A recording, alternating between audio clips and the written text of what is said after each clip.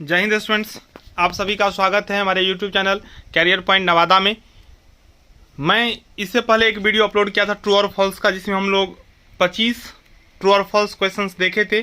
आज इस वीडियो में हम 26 नंबर से देखेंगे। ठीक है, मैं जो भी क्वेश्चंस आपको इसमें बता रहा हूँ सभी के सभी वी है, इसलिए आप एक एक क्वेश्चंस को देख लें। मैं जितना ट्रू और फॉल्स आपको बताता हूँ, इससे बाहर एक भी क्वेश्चंस रहने की संभावना बहुत कम ही है, इसलिए आप लोग आराम से एक एक क्वेश्चंस को देख सकते हैं।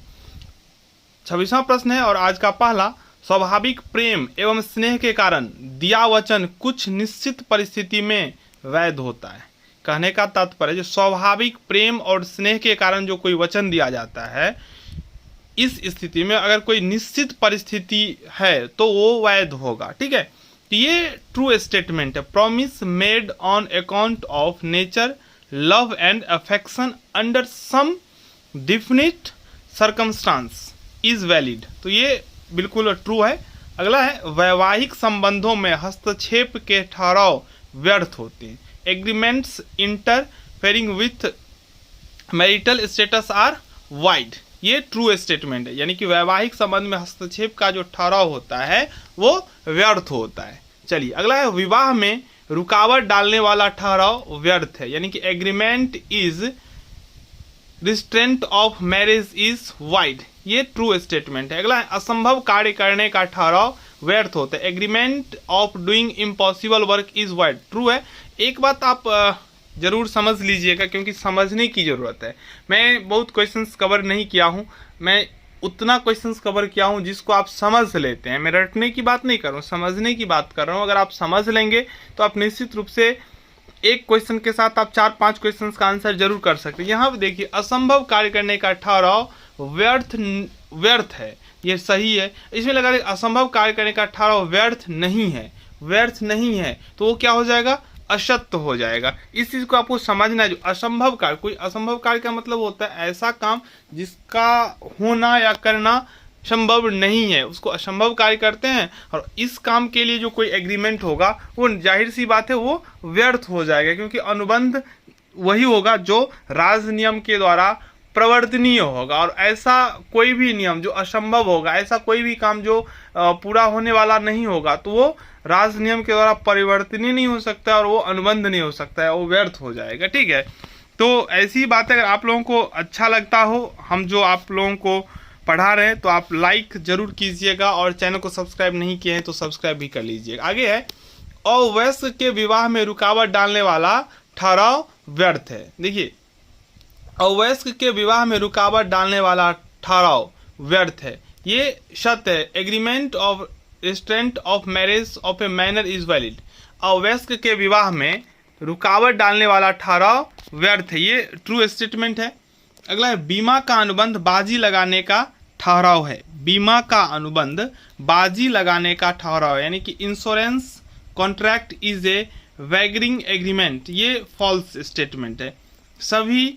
सभी सांयोगिक ठहराव बाजी के ठहराव होते हैं, ये असत्य है। सभी सांयोगिक ठहराव बाजी के ठहराव होते हैं। All contingent agreement are wagering agreements, ये असत्य है। अगला है, निष्पादन का प्रस्ताव शर्त रहित होना चाहिए। The proposal for performance should be unconditional. ये ट्रू स्टेटमेंट। निष्पादन का प्रस्ताव शर्त रहित होना चाहिए। निष्पादन का प्रस्ताव शर्त रहित होना चाहिए। निष्पादन का प्रस्ताव शर्त रहित होना चाहिए, ये ट्रू है। 34वां है, निक्षेप में माल और उसके स्वामित्व दोनों का हस्तांतरण होता है। In bailment goods and its ownership both are transferred. ये फॉल्स स्टेटमेंट है। निक्षेप में माल और उसके स्वामित्व दोनों का हस्तांतरण नहीं होता है। 35वां, निक्षेप अनुबंध में प्रतिफल का होना आवश्यक है। Consideration is necessary. कंसिडरेशन यानी कि प्रतिफल आवश्यक है इन द बेलमेंट कॉन्ट्रैक्ट, ये फॉल्स स्टेटमेंट है। 36वां है, गिरवी तथा रहन में कोई अंतर नहीं है। There is no difference between pledge and mortgage. ये फॉल्स स्टेटमेंट। इसका मतलब हो गया जो प्लेज और मॉर्गेज में जो है डिफरेंस है, देयर इज डिफरेंस। यहाँ पे नो हटा देगा, there is difference between pledge and mortgage, तो ये ट्रू हो जाएगा। यहाँ पे क्वेश्चन है, गिरवी तथा रहन में कोई डिफरेंस नहीं है, no difference between pledge and mortgage, तो ये फॉल्स स्टेटमेंट हो जाए। आगे है एजेंट के कार्यों के लिए नियोक्ता उत्तरदायी होता है। एजेंट के कार्यों के लिए नियोक्ता उत्तरदायी होता है, ये बिल्कुल सत्य है, क्योंकि एजेंट जो भी कार्य करता है वो नियोक्ता के आदेश पर ही करता है, इसलिए एजेंट जो भी एग्रीमेंट करेगा, जो भी कार्य करेगा, उसके लिए नियोक्ता उत्तरदायी होगा ही। 38वां प्रश्न है सामान्यतः पति पत्नी के कार्यों के लिए उत्तरदायी होता है, ये असत्य है। पति पत्नी के कार्यों के लिए उत्तरदायी होता है, ये बिल्कुल असत्य है, क्योंकि पत्नी जो काम करेगा वो उसका काम है और पति जो काम करेगा वो उसका काम है। दोनों एक दूसरे पर बहुत ज़्यादा निर्भर होते हैं, लेकिन ये उस एक के काम के लिए दूसरा जिम्मेदार नहीं हो सकता है, क्योंकि पति पत्नी में एजेंट और स्वामी का संबंध नहीं होता। ये समझने generally the husband is liable for the acts of his wife, तो एक्ट्स ऑफ हिज, अगर वाइफ कोई गलती करेगा तो उसका सजा हस्बैंड को तो नहीं मिल सकता है ना, वाइफ को ही मिलेगा, ठीक है। लेकिन अगर कोई एजेंट कहीं गलती करता है तो उसका सजा उसके स्वामी को मिल सकता है, ये आप समझ लीजिए।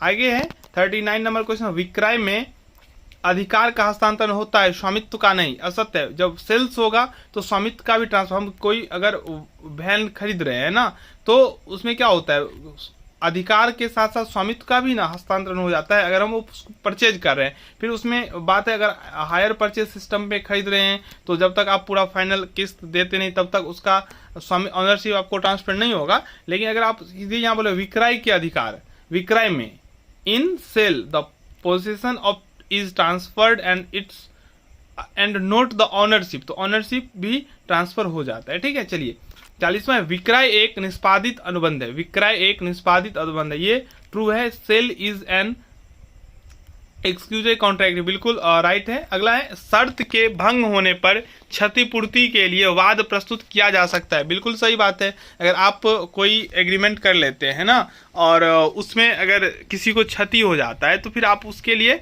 वाद प्रस्तुत कर सकते हैं और क्षतिपूर्ति आपको करना पड़ेगा। On the basis of on the breach of condition claim can be filled for compensation, ये बिल्कुल सही है। 42वां, शर्त का भंग आश्वासन का भंग माना जा सकता है, शर्त का भंग आश्वासन का भंग माना जा सकता है, ये भी ट्रू स्टेटमेंट। अगला है 43 नंबर क्वेश्चन, विनिमय साध्य लेख पत्र आदेश पर अथवा वाहक को दे होता है, negotiable instrument is payable either on order और टू ब्रीच, ये ट्रू स्टेटमेंट है। जो मैंने VBA क्वेश्चंस आप लोगों को दिया है उसका डिटेल्स में मैं समझाऊंगा भी, ठीक है, और लगातार वीडियो आप लोगों को मिल जाएगा अब से, ठीक है। एक दिन में 2-2 वीडियो अपलोड करके हम आप लोगों को सारा क्वेश्चन कवर करवा देते हैं। 44वां प्रश्न है विनिमय पत्र में प्रतिफल का होना आवश्यक है, ये ट्रू है। विनिमय पत्र में प्रतिफल का होना आवश्यक है, ये बिल्कुल सत्य है। विनिमय पत्र में प्रतिफल का होना आवश्यक है, ये ट्रू स्टेटमेंट। आगे है चेक के अप्रतिष्ठित होने की सूचना देने का उचित समय 3 माह होता है, 300 दिन होता है, सॉरी। चेक के अप्रतिष्ठित होने की सूचना देने का उचित समय 3 दिन होता है, बिल्कुल ये गलत स्टेटमेंट है, ठीक है। अगला है रेखांकन चेक को सुरक्षा प्रदान कर, रेखांकन चेक को सुरक्षा प्रदान करते हैं, बिल्कुल। रेखांकित चेक जो होता है तो जिसके नाम से होता है उसी को भुगतान होता है, जिससे उसको सुरक्षा मिल जाता है। आगे बैंक पर रेखांकन बाईं ओर होता है, चेक पर रेखांकन बाईं ओर होता है, ये असत्य है। आगे उपभोक्ता संरक्षण अधिनियम 1986 में पारित हुआ था, ये बिल्कुल सत्य है। उपभोक्ता संरक्षण अधिनियम सन 2002 में महत्वपूर्ण संशोधन हुआ, ये भी सही है। पारित हुआ था 1986 में, लेकिन 2002 में उनमें क्या हुआ तो इम्पोर्टेंट संशोधन हुआ, बिल्कुल सही बात।